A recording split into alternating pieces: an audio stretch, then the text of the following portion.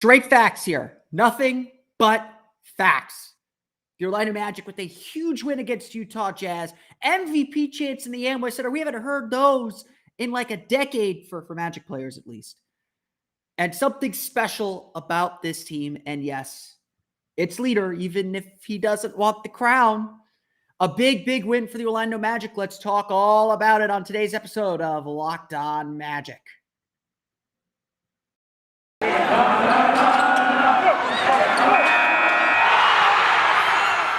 You are Locked On Magic, your daily Orlando Magic podcast, part of the Locked On Podcast Network, your team every day.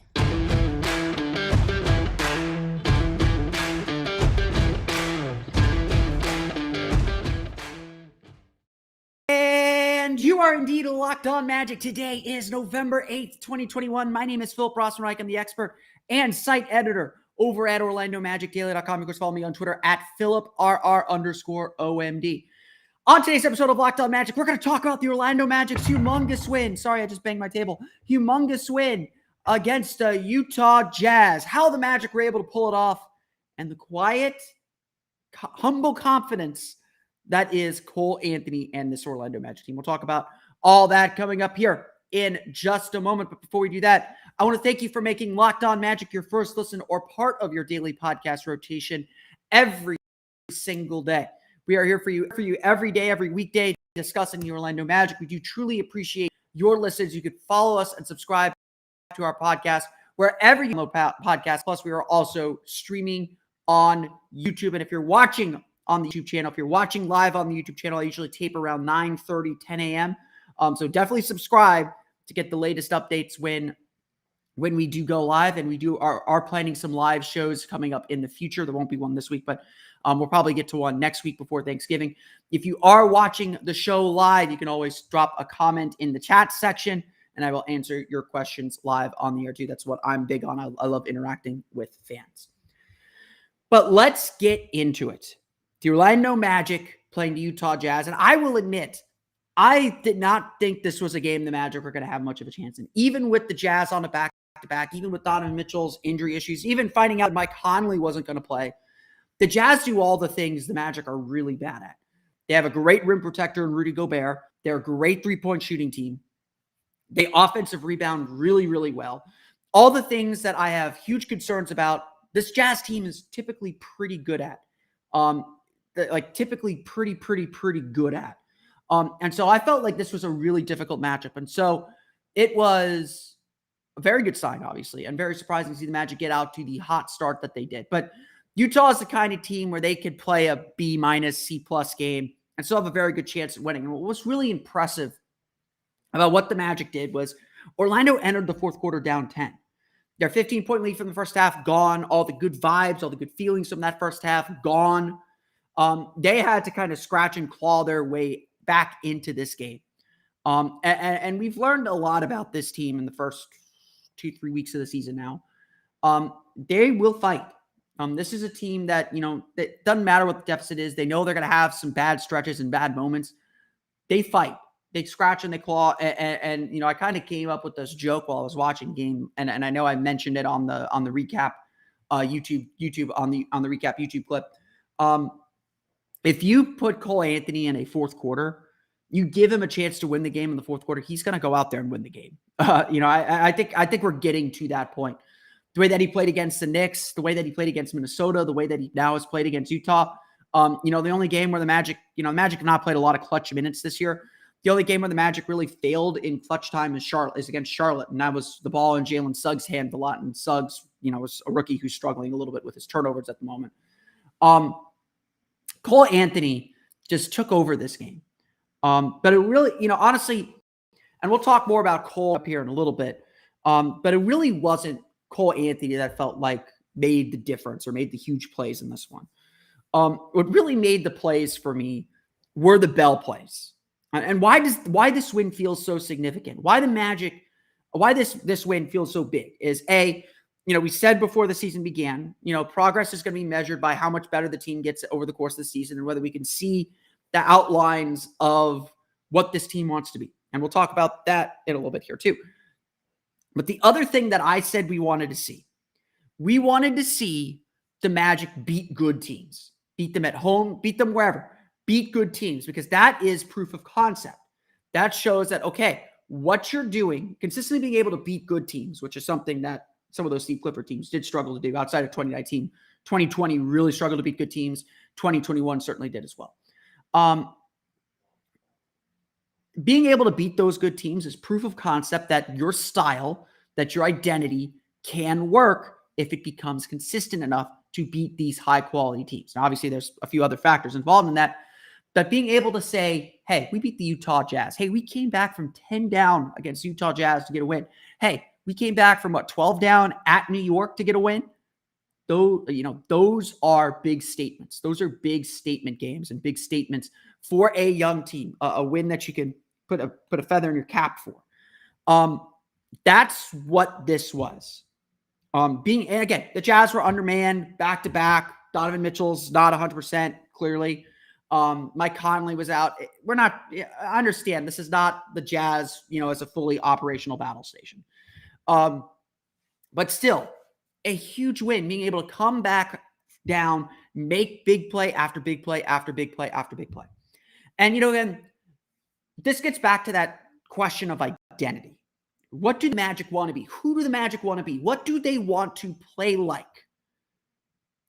And the way that they played in that fourth quarter, really the way they played this entire game, is getting to that. It's really getting at that notion. We talked throughout training camp. We heard throughout training camp about the bell plays. We're still learning who Jamal Mosley is and the kind of team he wants to build. But we're very clearly seeing, and there's been trends, and we'll talk more about them. I've got some thoughts on some things. You can read them up on OrlandoMagicDaily.com as well. There are definitely some trends that are at work here, and positive indicators about what this team is trying to be. But at the end of the day, the big emphasis was on these bell plays, and hustle plays sound like gimmicks, and it is a huge gimmick. But it's meant to be the building blocks of what it takes to win. And so I'm all in on this gimmick. I'm all in on picking out bell plays and saying, that's a bell play. Do that again. Do that again. And again, I've been kind of saying it, each win is a brick. You build that up enough and you get a victory. You get a string of wins. You get a strong, run of play. And so late in the fourth quarter, Magic have fought their way back to the game. Cole Anthony is making some crazy shots, and that does matter. Making shots matters. That's the San Antonio and Boston games. Magic didn't make shots in those games, and they had they didn't have any chance of winning them. You get those little hustle plays, and they matter. The play where Franz Wagner knocks the ball away the Magic are down by 2, I believe, about 3.5, 4 minutes to play. Franz Wagner knocks the ball away from Donovan Mitchell. Bell play there. RJ Hampton comes diving on the floor to get the ball. Bell play there. Passes it to Wendell Carter, who quickly sends it ahead to Cole Anthony for the dunk. Tie game. You can see why those bell plays matter. Cole Anthony, I think, had a steal that led to a dunk on his end that tied the game a few possessions earlier. Again, bell plays, bell plays, bell plays. You can see how these impact winning. And with the Magic up by 2 with 20 seconds left, or 30 seconds left, Cole Anthony's about to turn the ball over. He loses the ball trying to break down the defense. Gary Harris picks it up, finds RJ Hampton behind the three-point line. RJ Hampton hits a big three. That is actually a bell play too, under the Magic's definitions of bell plays. Bell plays win games. And that's what became apparent, and that's what became important during this game, helping the Magic build what they needed to build to win the game. Orlando won 107-100 if you didn't know the score already. But you could see how all these things built up.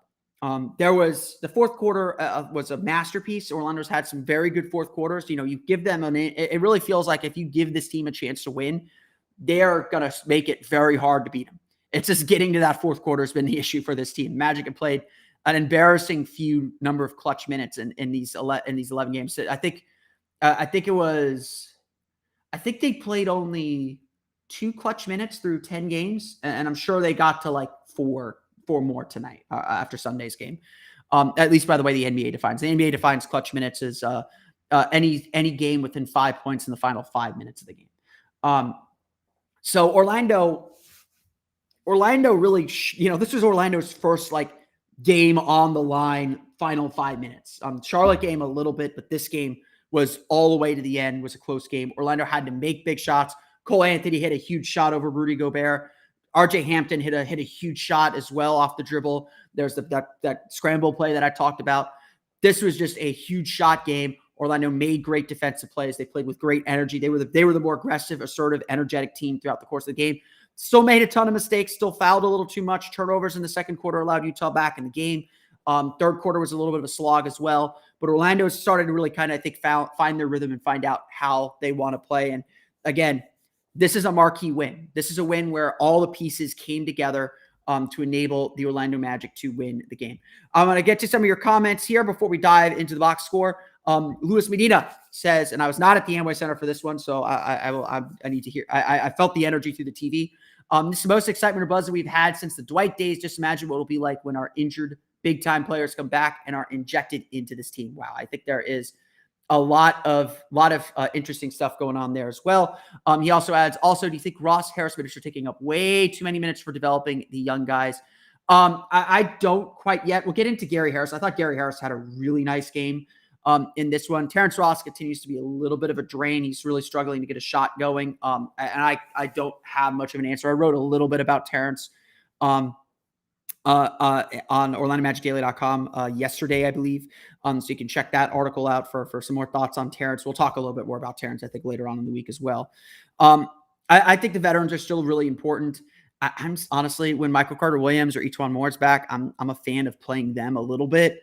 But these young guys are playing really, really well. They're taking two things really, really well. I think it's going to be tough to reduce the veterans' minutes, but I do think that the young guys, I think Cole mentioned in the post-game interview with Dante that RJ Hampton was not happy with his minutes. And I kind of can't blame the kid.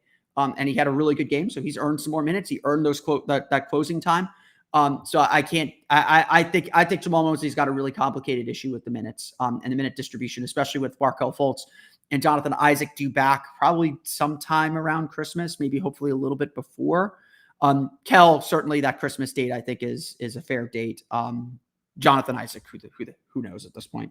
But with those guys coming back, certainly there is a minute crunch coming. BMAR says Suggs needs to be benched for RJ or T. Ross. He needs to actually earn a starting spot instead of it being given to him.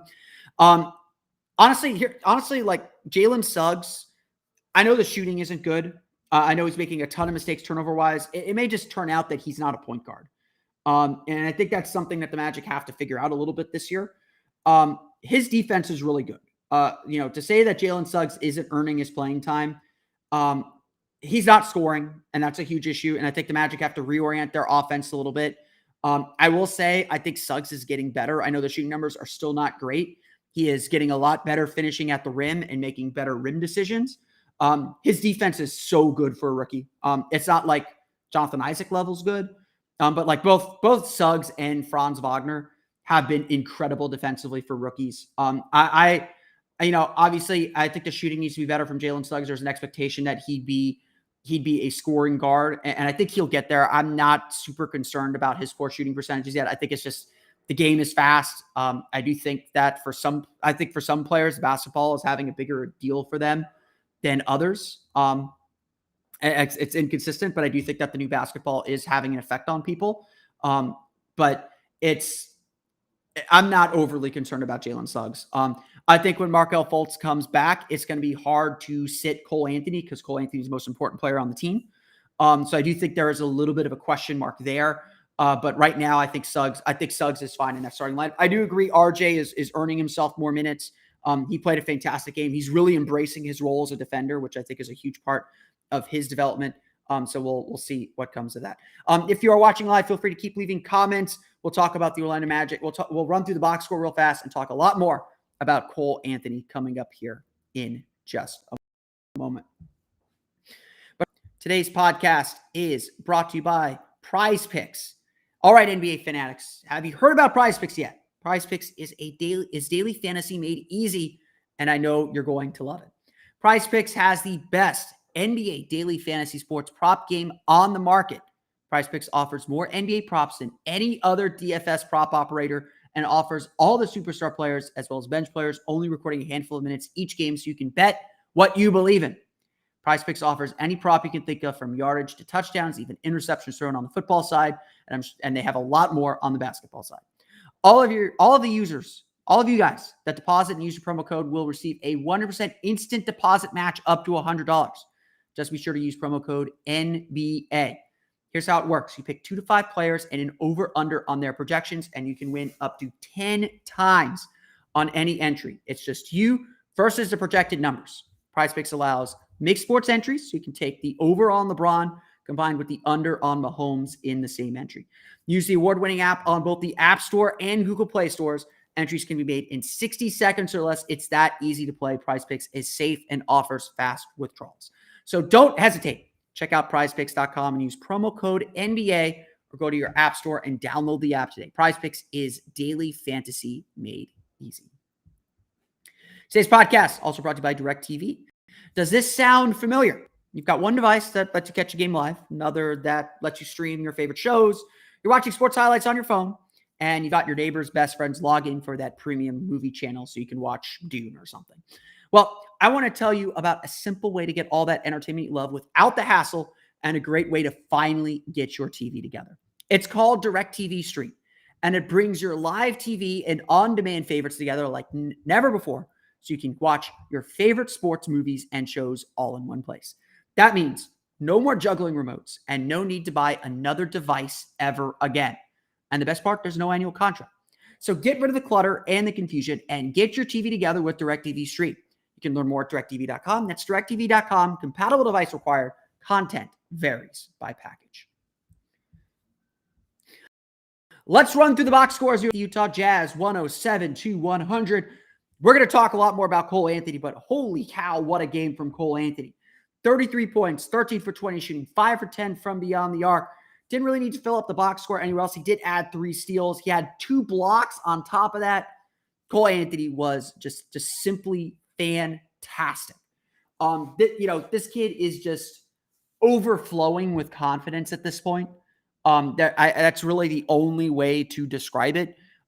He believes he's the best player on the floor in a lot of ways. And honestly, the Magic don't function well without him. You can go look at the numbers. The last time I looked, this was before last night's game, Sunday's game. He was third on the team in on-court net rating behind only Michael Mulder and Moritz Wagner. Go figure. Off-court net rating, I believe the Magic have their worst off-court net rating when he is not on the floor.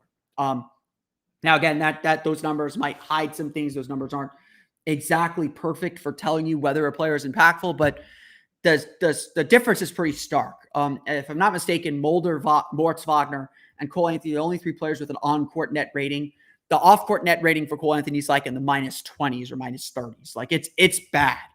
Cole Anthony is really good. And he has found his groove. And when he gets into a rhythm, the guy just is a bucket. He is a bucket. I really don't have another way to describe him. He's so much fun to watch. Obviously, we love his personality. We love the effort and grit that he plays with. He knows his limitations. And he, tries to make up for it with effort, which is all you can ask for. That's all this team is asking for from this team. Make up for your limitations with effort. And he has really delivered. He has really delivered in a meaningful way. The scoring is just incredible, to be perfectly honest.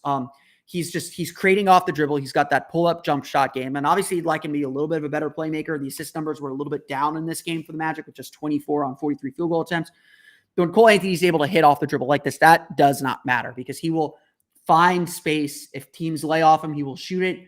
If they don't, he can make the passes well enough to get the ball moving. And the ball really did move really well.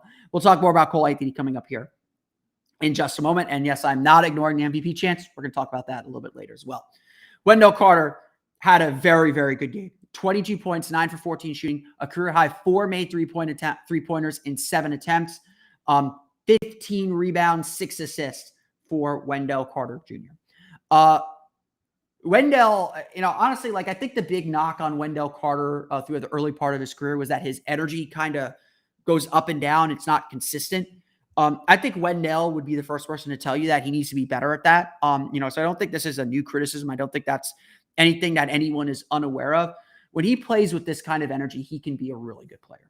He's smart. He doesn't make bad decisions. He screens well. He does all those little things really, really well. He's a much better passer than I think we all thought he'd be, just to see 6 assists, but he made some really nice passes. He had a nice backdoor pass from the elbow. The Magic are running him essentially the way they ran Nikola Vucevic for a long time. I don't think he's quite as good a passer as Vucevic is, but he's getting there pretty quickly. And the Magic, trust his decision-making. The fact that he's developed that three-point shot and is starting to hit that three more consistently, that changes everything. And you can just feel the energy that he brought to the game. He was able to pull Rudy Gobert away from the paint. He was able to really make Gobert float around a little bit more, not be at the basket. And that obviously was a huge factor for the Magic in this game and a huge factor for helping them win this game. I really love what Wendell Carter gives. He's not flashy at all, but he makes really smart plays. And when he plays with this kind of energy and intensity, he is a really good player. It's just getting this to be consistent. Again, and so much of this Magic team, so much of the struggle and the equation and the problem with this Magic team is just being consistent, getting the same consistency of effort every single night. That's what young teams do. That's what young teams really struggle with. And so I'm interested to see, I really love what Wendell Carter did in this one. Not a lot of scoring elsewhere, though. Franz Wagner, 10 points, 4 for 10 shooting. He had a really nice move to beat Rudy Gobert. He did some really nice things. He showed no fear going at Gobert, finished well around him. Really liked Franz Wagner's game. Obviously, great defense as well from him. Had that big steal that set up the Cole Anthony dunk. Jalen Suggs, just 6 points, 3 for 10 shooting, 5 assists, 4 turnovers. He's a rookie, still making rookie mistakes. I think it is a little bit concerning. We're getting to mid-November now. We're almost to mid-November, but he's still making a lot of mistakes. We're trying to force play a little bit too much. I think there's still a little bit of calm him down. Kind of maybe condense his role a little bit, kind of put some parameters on him that, put him a little bit in a box, give him some bumpers to bump up against that he can't go past. But I will say this. I think Suggs is starting to finish a lot better at the rim. I think he's finding some more comfort and finding some comfort. And I really think there's going to be a game, and it's going to happen soon, I think, where everything clicks. The shot is there. Like he's taking, he can make those open threes. He can get shots. He knows that. I think the shot is there. It's just about making them. I think he can finish around the rim. It's just about making them. And I think, the turnovers, it's just going to be about having it click. Once it clicks, he'll be fine. And maybe that's mythical that it'll click. I'm still seeing really good signs from Jalen Suggs. He is a fantastic defender. Like I said earlier, he's a fantastic defender. So I don't think we should be giving up on him anytime soon.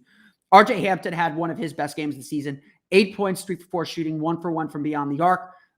He did have 3 turnovers, which is the only knock on him. I think still he moves a little too fast for his own good. His fourth quarter, though, was his best stretch in a Magic uniform, in my opinion. He is a really good defender, and he is beginning to understand that that's a key part of his role. Everyone wants to be the scorer. Everyone wants to be that guy. He's fast. He knows it. He knows he can get to the basket. If he commits defensively, he's got good lateral quickness. He's got incredible length.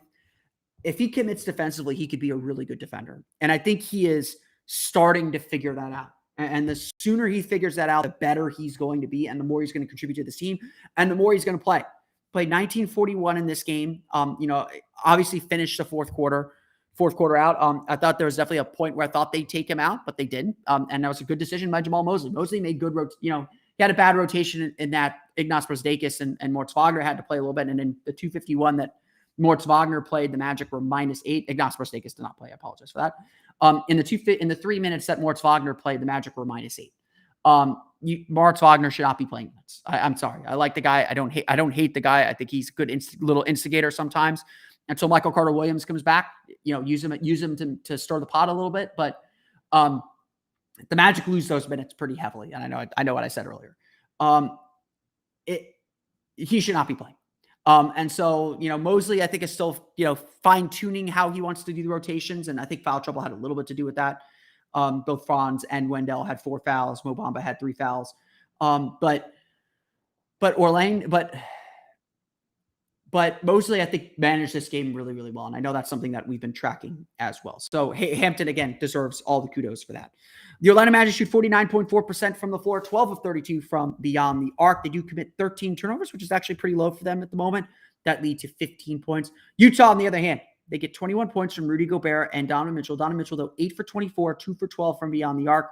Gobert with 21 points, 15 rebounds, and 4 blocks. He also had 4 turnovers, so the Magic do a good job on him.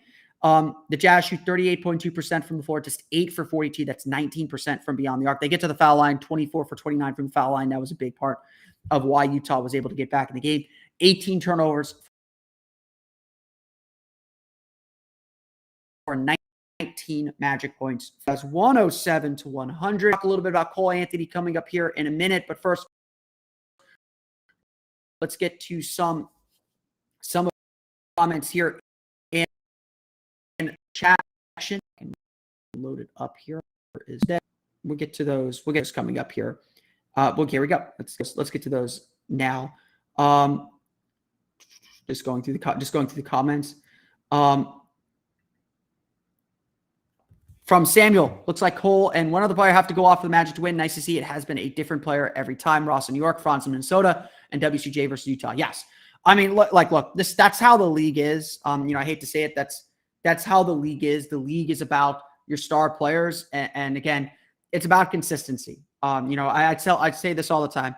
The regular season is about what can you do every night, no matter how bad your night is. Cole Anthony has had some big games. He's averaging around 20 points. He's averaging a shade less than 20 points per game right now. He is scoring a lot. But you need that second guy. Kevin Durant has James Harden. This whole idea that this is the big three era, the NBA has always been a big three era. The NBA is always about collecting stars. What's different now is players are dictating where they go instead of trades and draft dictating where they go. You always need 2 or 3 guys to step up big in games. What I think's really been different lately is the Magic's defense is playing a lot better. Even in the losses to Boston, even in the loss to San Antonio, like I said Friday, the Magic's defense has been better than their numbers. They're starting to really kind of find their groove defensively. This was a good defensive game. Let me see if I can pull up those advanced stats real fast. This was a really good defensive game. Obviously, holding a team like the Jazz. Jazz are one of the best offensive teams in the league to 100 points. And yes, I know, back-to-back other stuff I said, still a really impressive defensive effort from the Orlando Magic. I'm pulling up the advanced stats now. The Utah Jazz come in with an offensive rating of 103.1, so 103.1 points per 100 possessions. That's really good. The Magic for the season, I think, are at 114, 113. So again, the Magic's defensive numbers, I think, are getting a whole lot better. We'll talk a little bit about Cole Anthony coming up here in just a moment. But first, a quick word from our pals at Built Bar. Look, I love Thanksgiving, all the good food, treats, and plenty of them. There's always plenty of them. There's always too much of them. There's always leftovers of them. But maybe you want a yummy dessert that isn't so full of calories and sugar. And that's why it's the perfect time for Built Bar, the new holiday dessert. Feast on something delicious and feel good about it. One slice of pie has upwards of 300 calories, and that's the low end. Most Built Bars are only 130 calories and only 4 grams of sugar with plenty of protein. Replace that coconut cream pie with coconut Built Bar, or go for a raspberry Built Bar instead of a raspberry pie. Lots of good flavors to replace any kind of pie or any kind of those chocolatey desserts. It's low calorie, low carb, low fat, high protein, and covered in 100% chocolate, so you still get that chocolate taste. Built is a great option for when you're hungry. If Thanksgiving isn't coming soon enough, go for a Built Bar or 2. And you can share them, of course, with your family to make yourself a Built Bar family. There's new surprises all month, including limited time flavors arriving at Built.com regularly, so check the site often. There's nothing like a Built Bar Black Friday, so mark your calendar. Black Friday will be a huge event with all sorts of good surprises. Go to Built.com and use promo code LOCK15 and you'll get 15% off your order. Use promo code LOCK15 for 15% off at Built.com. So, we all heard it. We all saw it. We all witnessed it. We are all witnesses of the Cole Anthony revolution. Cole Anthony got MVP chance. And it was, surprising. I mean, again, I don't think he's the MVP. Cole Anthony doesn't even think he's the MVP. But he is playing at a very high level. My favorite little Magic factoid, my little favorite Magic stat that I like to sprinkle to people. The Magic have not had a wing or guard average 20 points per game or more since Steve Francis in 2005. 2005, the 2005 season. Really think about that. As one of my favorite Magic follows, I'm blanking on the Twitter account name, so I apologize for not giving proper credit. It's one of my favorite Magic follows kind of jokingly tweeted, "It's been so long since the Magic have had a guard to be excited about. It's easy to get excited about Cole Anthony." It's the reason why we got excited about Jalen Suggs and the potential that Jalen Suggs had. To be good in this league takes a little bit of ego, takes a little bit of bravado. It takes being accepting and wanting that last second shot. It takes all of that to be good in this league, to be among the elite, to be a star in this league, to be the kind of player that does carry a franchise past the first round, deep into the playoffs. It takes all of that.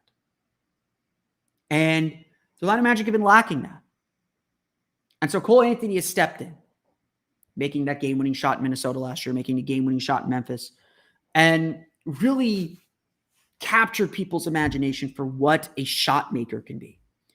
Yes, Cole Anthony can be inefficient. Cole Anthony can dribble the air out the ball. He's got some other deficiencies and weaknesses, but this season, Orlando's put the ball in his hands and said, go. And not only has Cole Anthony gone, not only has Cole Anthony kind of just taken it and run with it, he has also done it efficiently. He's also done it doing exactly what this program, this franchise, wants to be about.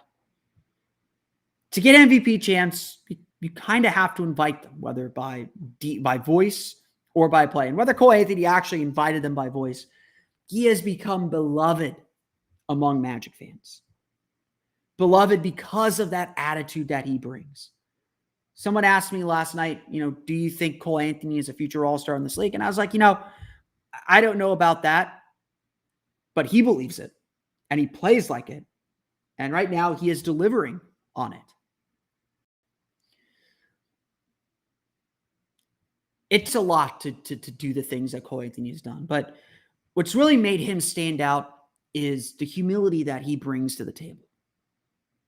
This is not a me first shot hunting guy that may have been advertised in college or coming out of college in the draft process.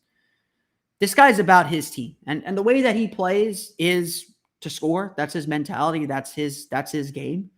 And the Magic haven't tried to change that. They want him to be a scorer. They want him to be himself. But Cole Anthony is still about his team first and foremost. In the post-game interview with Bally Sports Florida, he didn't shout himself out. He didn't talk about himself. He first gave credit to RJ Hampton, gave credit to Wendell Carter Jr., he gave credit to his teammates. There's a ton of humility in that. And then in the post-game, Anthony was asked about the MVP chance, and he politely thanked the Magic fans for being in his corner like that. But he also said he hasn't earned them yet. He doesn't want them. He hasn't earned it yet. That's incredible perspective from a young player who's essentially right now the face of the franchise. Until Isaac and Fultz are back, until Suggs becomes what we think Suggs can be. Like I said, this team doesn't function without Cole Anthony on the floor. That's the truth. This team doesn't function without Cole Anthony. They need him. And again, he has largely delivered for this team and for this group. He's largely delivered not just with his scoring, but delivered as the guy that feeds everyone else, that brings the energy for everyone else, that is about everyone else. This is a star, or star in the making. We'll see if he's a star. This is a star in the making that isn't seeking these accolades, that isn't seeking the attention. He just wants to be better, and he just wants his team to be better. That doesn't mean he isn't out there doing audacious things. He's humble after the games, but during the games, he's going for the kill. He is taking the bold and brave shots. That fadeaway that he had over Rudy Gobert, that is a tough shot in a big moment. I mean, no, Cole Anthony is not afraid of big moments. He seeks these big moments. And yes, we're getting to the point now where there's enough evidence to say Cole Anthony is a fourth quarter killer. Cole Anthony will win games for you in the fourth quarter. We've got almost a full season now of watching Cole Anthony late in games make big shots after big shots. And he is someone who is not afraid. And if that permeates through the team, if there's one thing that this team takes from Cole Anthony, take that. Because the Magic can trust him to win them games right now. And the fact that Cole Anthony is doing this with humility, the fact that Cole Anthony knows this is not the end of the road, that he is just still getting started, that he still has a lot to improve on, that's a big thing for the Orlando Magic. And it's big to see him play the way that he's played. I want to thank you all again for listening to today's episode of Locked On Magic. Of course, find us on Twitter at Locked On Magic. Subscribe to the podcast on Apple Podcasts, Stitcher, TuneIn, Himalaya, Google Play, Spotify, Odyssey, and all the fun places to download podcasts to your podcast-enabled listening device. You can also now find us streaming on YouTube. Subscribe to our YouTube channel. We're almost at 200 subscribers on YouTube. We've been doing this for about a month now. So if you haven't subscribed to our YouTube channel, feel free to do so as well. We'll be doing some YouTube exclusive content throughout the course of the season. I am planning some pregame shows before road games when I'm off work and able to do so. We'll do some interactive shows as well using Spotify Green Room too. So definitely subscribe to the YouTube channel. I'd love to see us get to 200 subscribers before Thanksgiving or the end of the month. And obviously continue to grow from there. Now that you're done listening to Locked On Magic, check out Locked On Fantasy Basketball. Josh Lloyd hosts the #1 daily fantasy basketball show on the planet. It's free and available on all platforms. On tomorrow's episode of Locked On Magic, we'll probably talk a little bit about some lineup adjustments that might need to be made sooner than later, plus how the Magic's offense has become a lot more modern. We'll get to that and a whole lot more later on this week. But until next time, for Orlando Magic Daily and Locked On Magic, this has been Philip Rossman-Wright. We'll see you all again next time for another episode of Locked On Magic.